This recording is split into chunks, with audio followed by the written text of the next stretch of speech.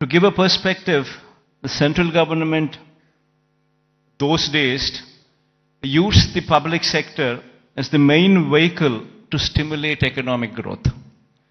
In fact, if we were to see the institutions such as IDPL, NMDC, NFC, IICT, and so forth, they were all set up in Hyderabad. Because of the fact that public sector undertakings, these huge investments came up in Hyderabad, Hyderabad as an area grew beyond any other place in the state. That is the reason why, but once these kind of institutions come up, then automatically it leads to a transformation. Leads to better salaried employees coming out of that location, coming out of that place, which in turn leads to a cyclic effect where better institutions would come up, overall economic growth takes place, and then the city starts moving and growing. Unfortunately for us, it so happened that 90% of the entire PSUs, which to the erstwhile state of Andhra Pradesh, have all come up only in Hyderabad. And because of that, Hyderabad grew at a much faster pace than any other place in the state. In fact, so much so that the services sector in Telangana, for instance, is now currently positioned at a 62.87%, the tertiary sector, whereas the national average is 55%. And in the tertiary state of Andhra Pradesh, we stand at mere 40%. So the agriculture sector, what should be at 17% as a national average, we are at 35%. The services sector, which is the tertiary sector, which should have actually been at 55%, which is the national average, we are at 40%, whereas Telangana is at 62.87% of the state's GSDP comes from just the services sector, that is the tertiary sector, and predominantly from Hyderabad. So until and unless you have a similar kind of situation, the Andhra Pradesh's economy, we will never see the rise of the services sector. It's only the manufacturing sector that is, we are on par with the national average, which is 25%, which is the secondary sector. But there is a huge thrust that should be put in the tertiary sector, which should grow leaps and bounds, which is the services sector. And our dependence on agriculture gradually should come down, per se not meaning to say that the growth should come down. The growth in agriculture sector is per se not much. You do not see the kind of numbers what you see in the services sector.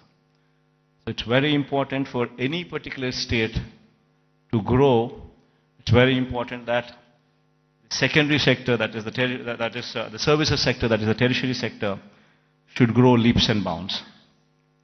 In fact, owing to this reason, the per capita income of Andhra Pradesh, if one were to compare with Telangana, is only 2,19,518.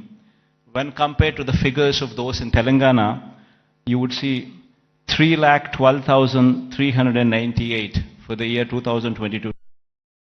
This is the per capita income. Predominantly it is coming from Hyderabad. The reason why I'm saying this is, we would have to have a balanced growth. We would have to have we would have to harness the strengths that we have.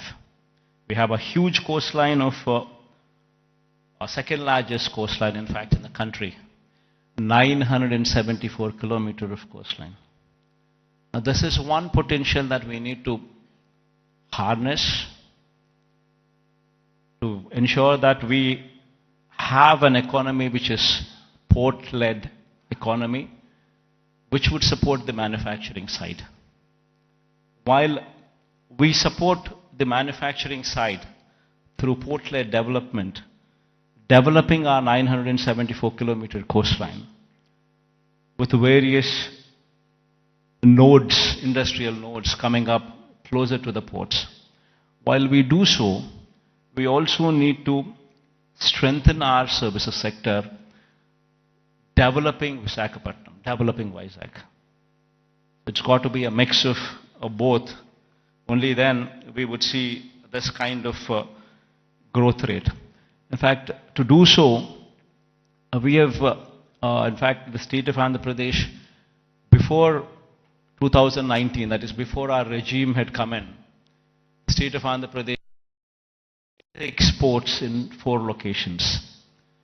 Now, in this 5 years of regime, we're actually in a very advanced stage of constructing 4 more ports. In fact, at a rapid pace, the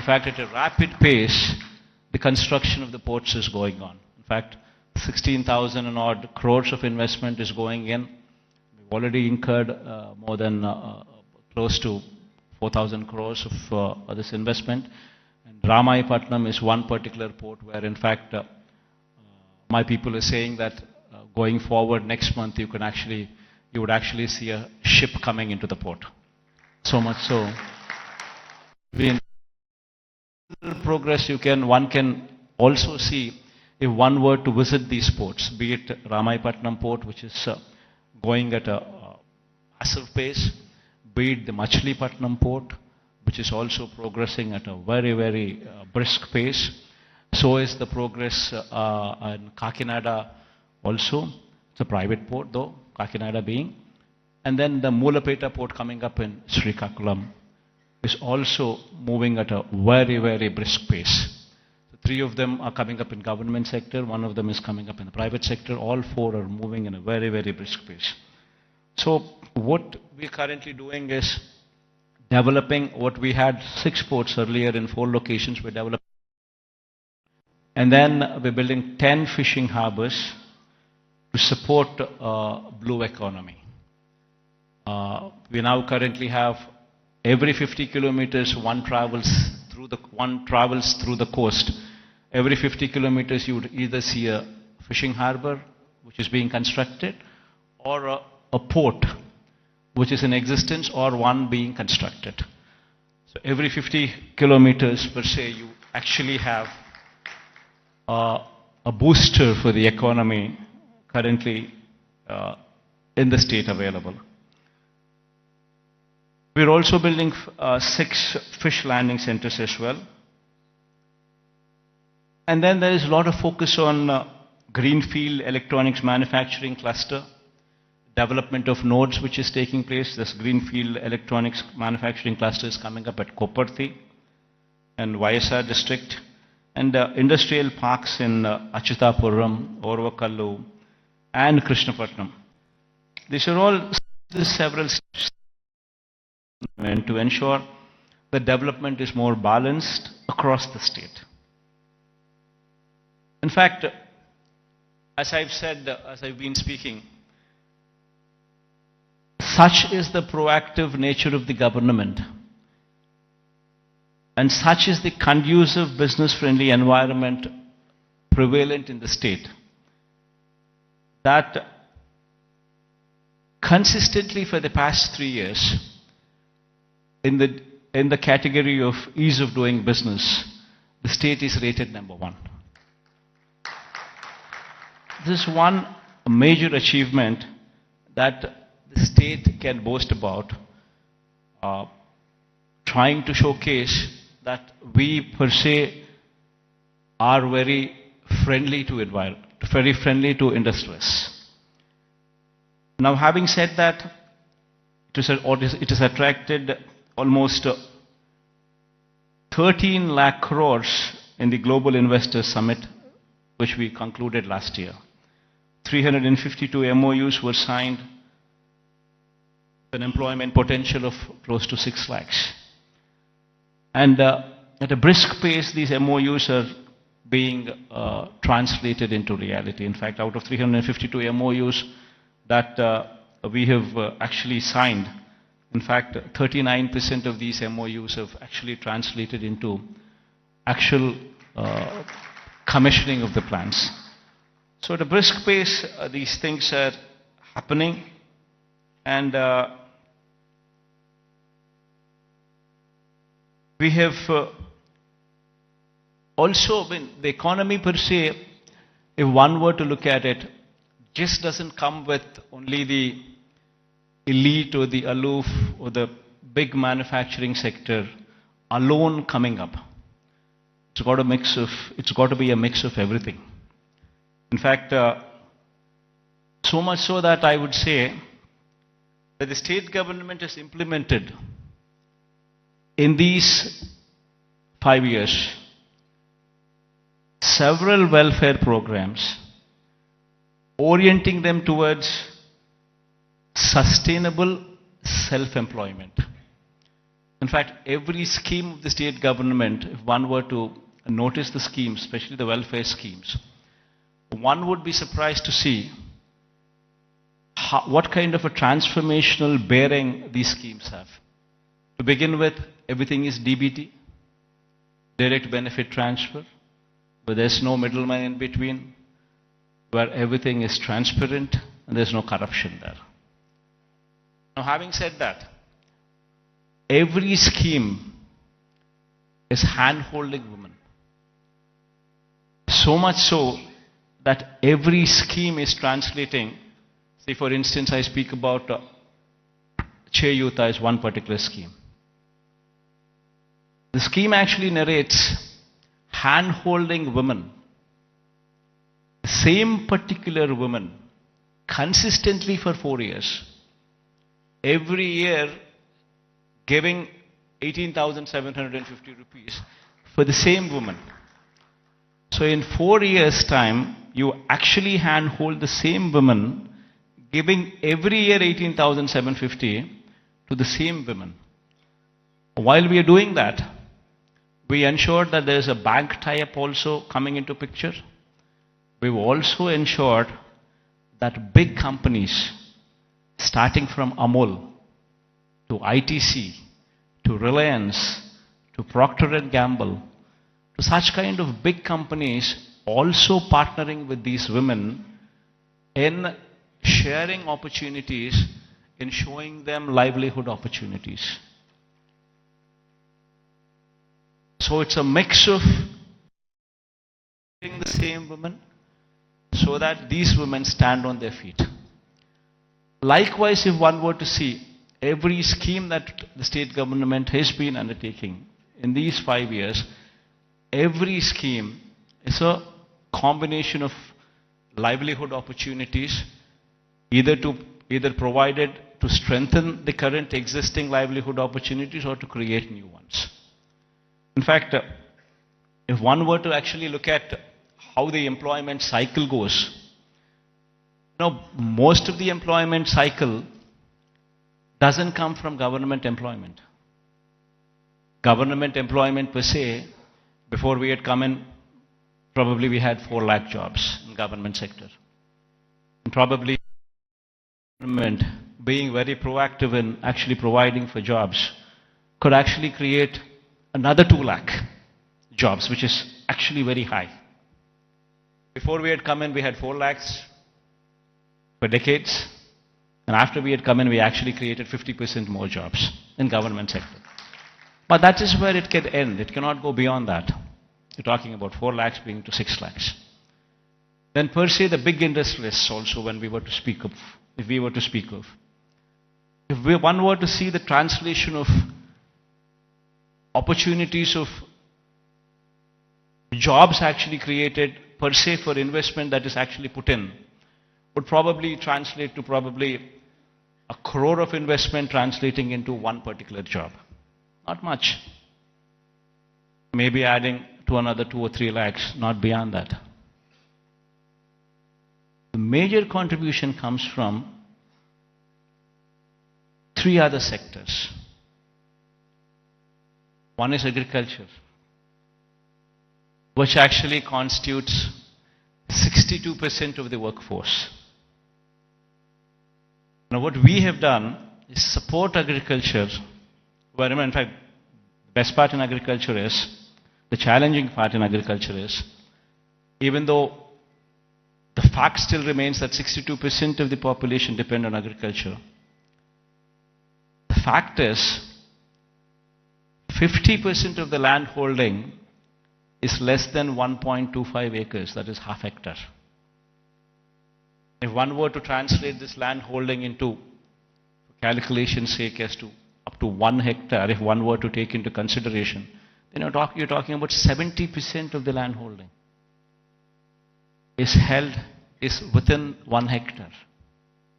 We have very small and marginal farmers, and if these small and marginal do not make money, the economy is shattered. What we did, what we could actually do, is come up with those initiatives to handhold farmers through RBKs, setting up of Raitu Bharosa Kendras, where every village has one, where you have an agricultural graduate sitting in those villages, in those RBKs, where everything from seed to sale of crop is handheld through these RBKs. And with such kind of micromanagement, also incentivizing farmers with production incentives as well, that farming sector could survive. This is one major sector which actually comes to give you a support for the employment. Then the other major sector, which is another sector which actually supports, is MSME. MSME is also the one word to speak of, talking about if industries, mega industries, big industries constitute maybe 3 lakh, 4 lakh jobs. You're talking about MSMEs which actually constitute more than 30 lakh jobs. There per se, the employability rate is more. Every MSME is small, but yet employs more number of people when conversion ratio takes place from investment perspective. But these 30 lakhs, these 3 lakhs, these 4 lakhs, these are not the numbers. Dominantly self-employed sections. Self-employed sections constitute a primary more than 1.5 crore population, which actually doing well for the economy to do well. And through various schemes, various platforms, we've ensured that these self-employed sections are handheld, given support through various schemes. You know, before, I'll give you an example. Before we had come in, we were talking about self-help groups, which actually constitute more than 1 crore of women. Before we had come in, these self-help groups had an NPA and outstanding loans to the extent of 18%. Today, the same self-help groups, the outstanding loans and the NPAs, if one were to look at in this sector now, it is just 0.3%. And 1 crore of women livelihoods are dependent on that. Same word, if one were to see the same thing, in every scheme like Vahana Mitra, which talks about self-employed sections who actually are driving the cabs, or actually driving the autos. If economy there fails, the entire state fails. We're talking about barbers. We're talking about so many sections running into lakhs, and together running into crores, which actually have been supported so as to render phenomenal growth rate. In fact, when we had come in 2018-19, our state was figuring probably the least among the states in growth rate, in GSDP growth rates. The last year numbers, if one were to say, we're figuring in top 5 states in the country. If GSDP growth rate were to be figured in. Similarly, every initiative that we've taken in supporting every sector, the MSMEs for instance, our state can boast about that we had ensured that timely MSME incentives were given even during the times of COVID. That actually protected the MSME sector, so much so that today the kind of growth that we have seen in MSE sectors was so unprecedented in the state of Andhra Pradesh.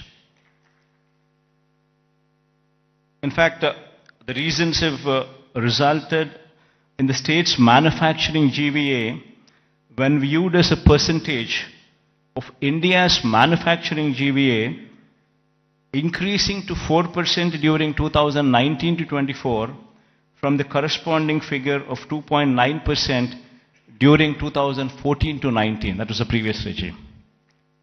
That is the kind of GVA contribution. State's manufacturing GVA to a percentage of India's manufacturing GVA, if one were to compare. We're actually contributing 4% now versus in the previous regime, contributing to only 2.9% in those days. As I've said, the state's services sector contributes to only 40% of the state's GVA when compared to the national average of 55% and when compared to Telangana's state's average of 63%.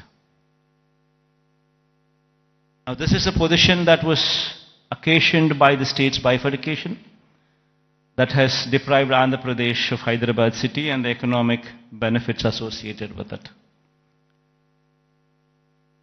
Now, how do we bring about a change that would actually help boost the state's economy?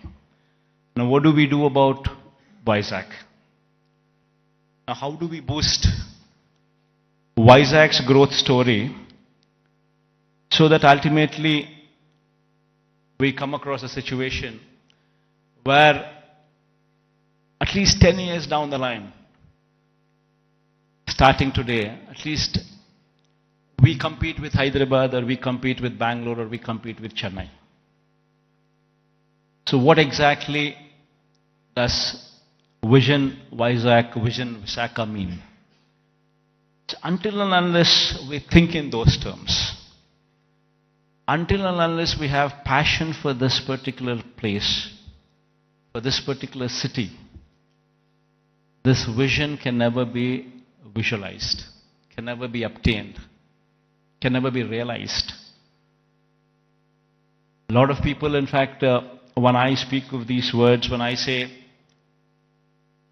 the first thing what anybody should be doing is to come and stay here as a chief minister. If I were to say this, unfortunately we have an opposition in the state. We all and also a negative media with vested interests who support the opposition. I think many of you also are aware of it. That they make such a hue and cry that, in fact, that we shifting over to Vizag, they try to make an issue out of it, saying that somebody is coming to Vizag because they want to grab the lands here. They want to do that, they want to do that. And these kind of stories shamelessly are written, shamelessly are projected. And all for what? So they don't want the Chief Minister to come here. They go to the court cases are filed. All for what? They don't want Chief Ministers to come here. Now why? Because if the Chief Minister comes here, will grow. Because there's ownership which is going to come for this area. There would be a christening of the city as executive capital.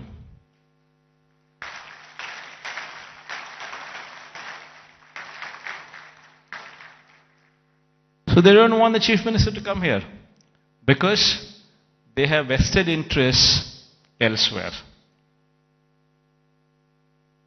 They bought land before the capital could be announced elsewhere. Thousands of acres in private hands, Benami lands. And they're all scared. The moment this becomes the executive capital, the land rates there would further plunge. And because of this vested interest, today, Vizag has taken the beating. So going forward, I'm here to assure everybody here that there would be changes. Because this is inevitable. If one were to compete with Hyderabad, compete with Chennai, compete with Bangalore, it's very important that Vizag becomes the economic growth engine.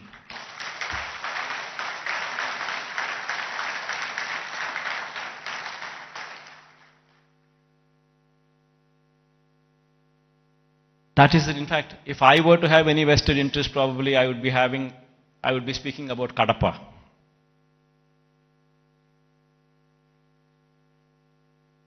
See, for me, the state is ours, to everyone here. And one in my place should think in terms of what is good for the next generation. How would we want our children to be positioned? How are the state's revenues going to be?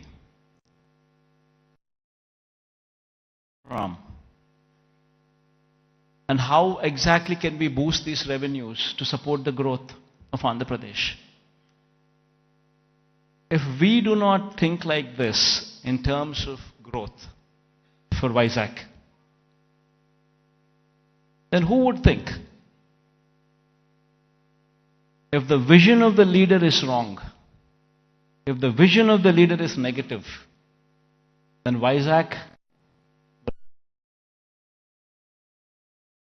today unfortunately, only person standing for Visakhapatnam as executive capital is only me.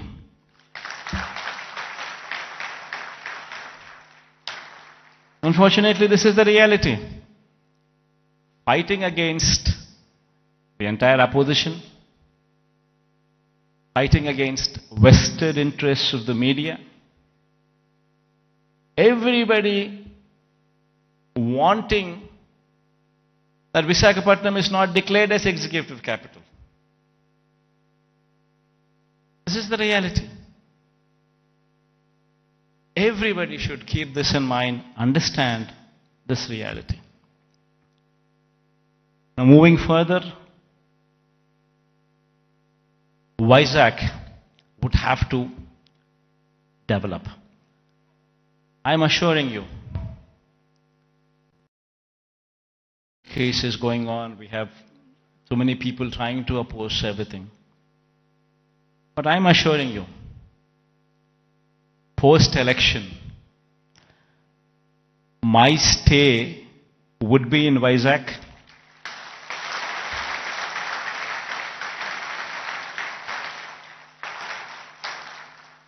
In fact, my swearing-in ceremony also would be in Vizag.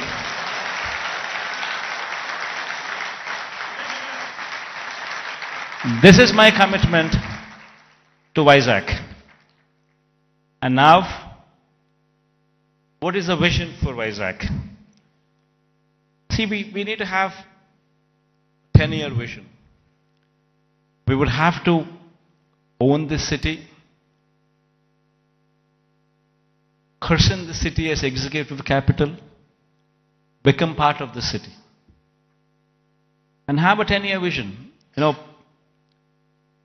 We need to have a roadmap which is workable, which is doable. It cannot be a roadmap where we just dream big but yet achieve nothing, because it is impractical. Not so.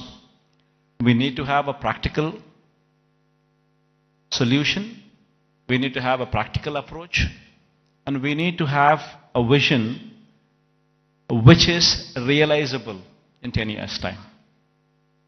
Of course, this vision is one vision which cannot be alone done by the state government. It would have to be the state government, it would have to be the central government, it would have to be a PPP model, it would have to be encouraging private people also to become part of the vision. All these people become part of this vision, only then we can realize Vizag is the next competitor in a decade's time to Hyderabad, Bangalore or Chennai. In fact, why I was opposed to the idea of having Amaravati as a capital. There is nothing against it. In fact, I am one person who advocates the view that Amaravati should also have a legislative capital. In fact, I am also one person who advocates the view that Kurnool should also have a judicial capital. Nothing against it. But then, the fact of the matter is, Amaravati is on a virgin land. 50,000 acres of barren land. Nothing there. And according to them, just to provide for the basic infrastructure, that is these roads, the water, electricity, and these kind of basic infrastructure alone, according to their own calculations, with the DPR that they have produced, costs almost 2 crores per acre, which is on a 50,000 acres of barren land. If one were to just lay these basic infrastructure requirements put in place, we're talking about 1 lakh investments, 1 lakh crores of money, which would have to be put in before any buildings could come up or before we could talk about anything else other than the basic roads or the basic electricity or the basic water or the basic stuff. Now per se, does anybody have 1 lakh crores to be pumped in? And if this 1 lakh crores were to be pumped in today, it's going to cost 1 lakh crores. But if this 1 lakh crores would be pumped in maybe in 20 years' time, presuming 5,000 crores of outlay every year, approximately, what one could actually probably afford. Because there's nothing there. Then you're talking about 20 years. Then in 20 years' time, 1 lakh crore probably would become 7-8 lakhs or 10 lakh crores. The expenditure what you thought about as 1 lakh crores today, in 20 years would actually be 10 lakhs, 15 lakhs. Probably the net present value calculations of probably 1 lakh crores 20 years down the line would probably be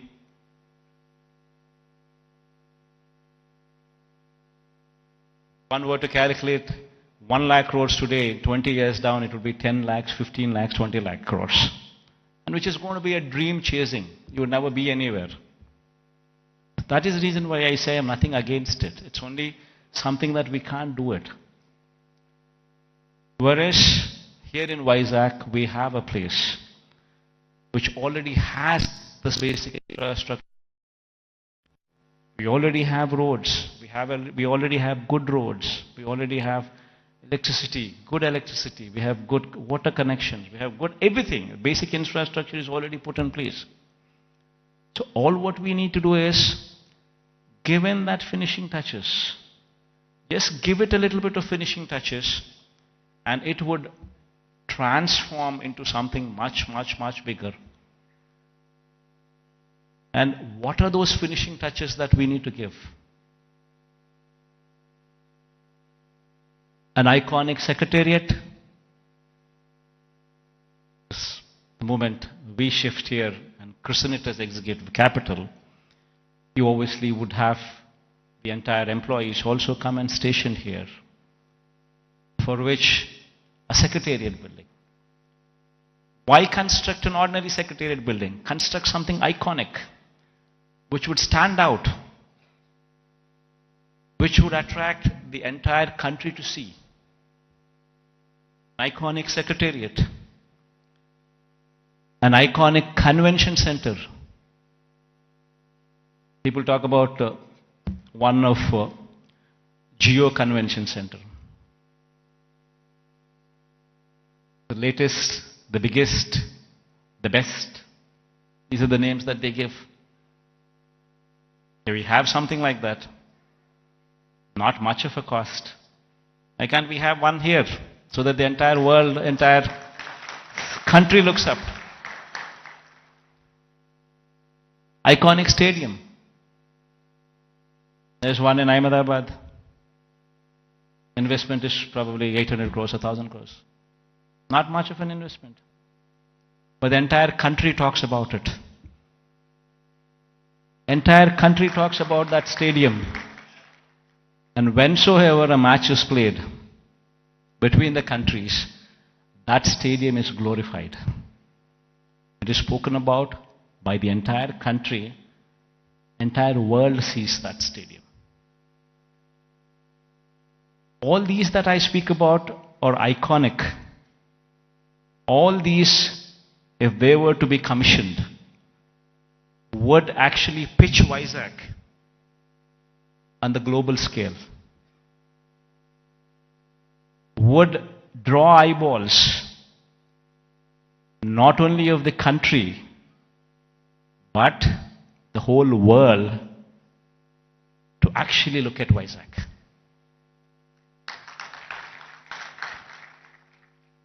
What we have envisioned for Vizag, iconic secretariat, iconic convention center, iconic stadium, Institute of Emerging Technologies.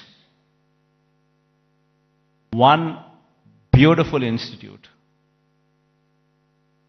wherein the talent for any emerging technologies is tutored here.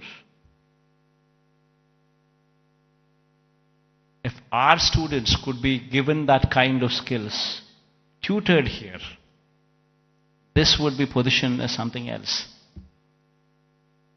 We have the Bhogapuram International Airport coming up. At a very brisk pace, the work is happening. And within the next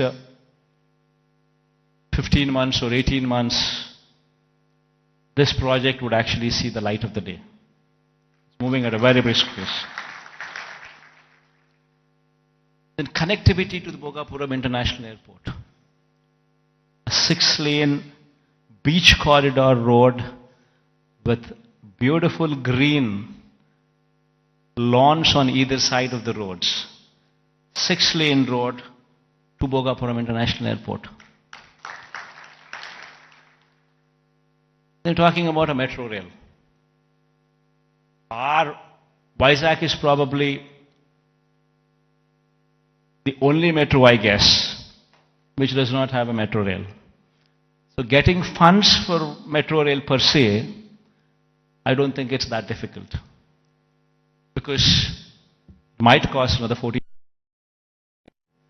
But 60% of the funding comes in PPP model by the developer.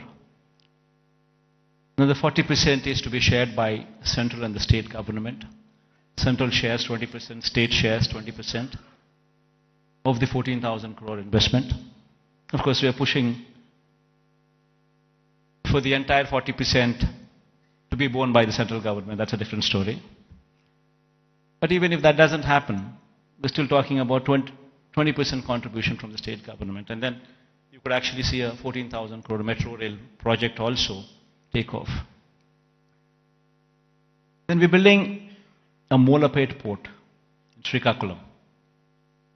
Within the next 1 year, the port will start functioning. And we have Vizag, Bhogapuram International Airport, which is 30 kilometers from the airport. And then from there, the Molapet port is just another 110 kilometers or so. So you have entire corridor from Vizag International Airport and then Molapet port. A horizontal growth corridor which could take off, which already has an existing national highway, I think 6-lane or 8-lane highway. It's already, the works are at a best pace.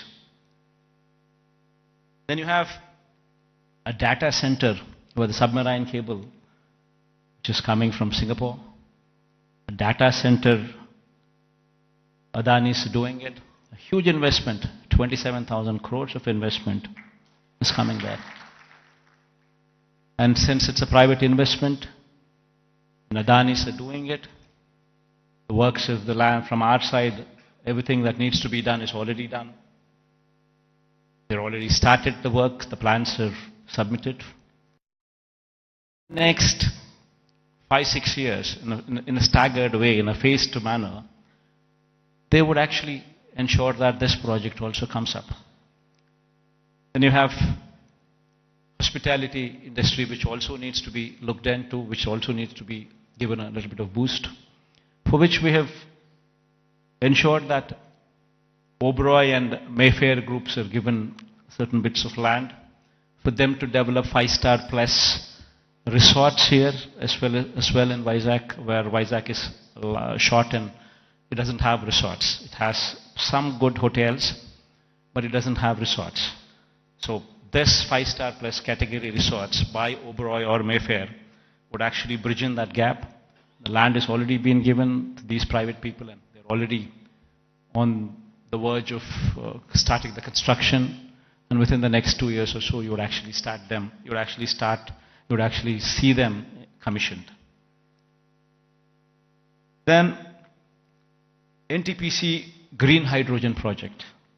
This is also around about 30,000 crore investment of NTPC. This project, fortunately yesterday, Prime Minister virtually laid the foundation stone. So this is also going to be a reality. So all these that I just spoke about, they're not things that cannot be achieved. All these things can be realizable. Within the next 10 years, in a staggered manner, we would see all these things coming up. Because all these things that I spoke about are not big. Something which is unimaginable. No, not so. All these things are realizable because they're not something, they do not post those numbers which would actually say they are not realizable. And there is of course one aspiration what I'm trying to negotiate with the Prime Minister also. This thing goes well, we would have this as well. A high-speed rail corridor from Hyderabad passing through Vijayawada, then Vijayawada to Bangalore, passing through Kurnool and Kadapa. But this is an aspiration. If it happens, it happens. Even if it doesn't happen, 10 years is a big enough span for us to pursue that it happens. Even though this is an aspiration currently with us, the rest of the stuff that I spoke about are all realizable. So with all these things coming up in Vizag, and the Chief Minister coming and stationed in Vizag, it would attract a lot of people to come and settle down in Vizag as well.